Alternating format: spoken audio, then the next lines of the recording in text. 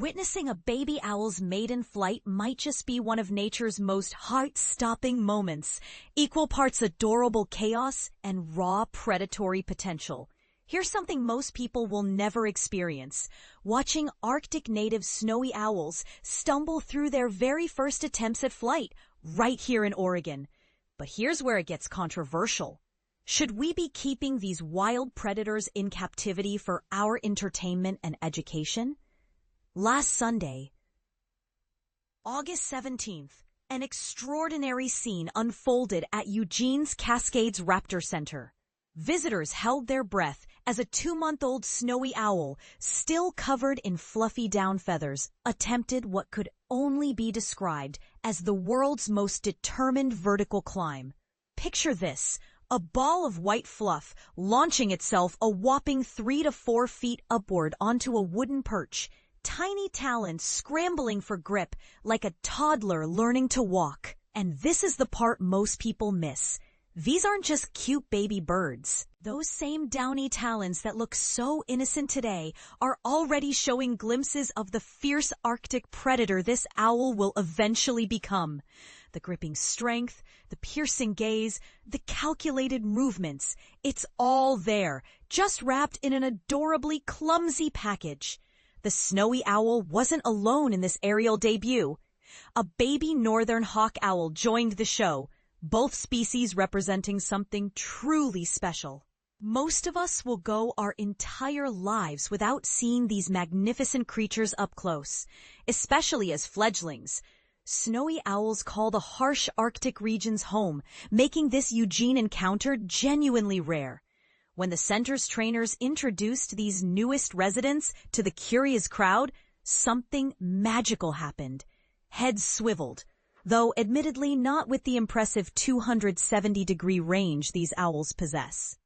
Thanks to having nearly double the neck vertebrae we humans have, both species seem to share an infectious curiosity with their human audience, wide-eyed and surprisingly chatty for creatures typically known for their stealth. But here's what makes this story even more fascinating, and perhaps a bit controversial. These baby owls aren't just temporary guests.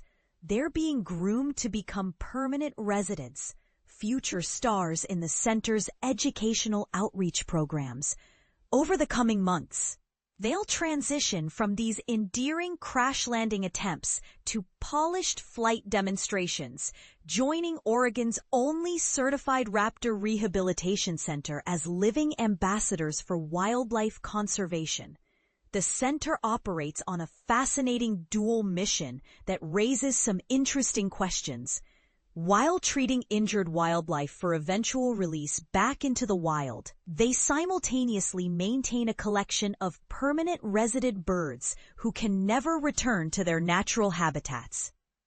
These feathered ambassadors earn their keep, if you can call a diet of mice guts and insects earning a living, by connecting visitors with conservation messages through spectacular flight shows.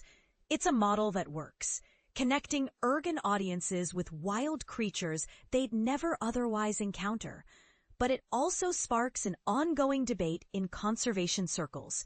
Is keeping wild predators in captivity, even for educational purposes, truly beneficial for the species as a whole? The forests around Eugene have become an unlikely home for these Arctic natives, creating a unique opportunity for both the birds and the community. As these baby owls master their flight skills and grow into their roles as conservation ambassadors, they'll carry forward a mission that extends far beyond entertainment.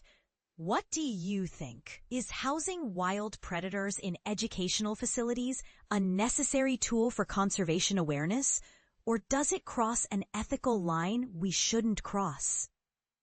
Have you ever had a close encounter with wild raptors that changed your perspective on wildlife conservation? Share your thoughts. This conversation is far from over.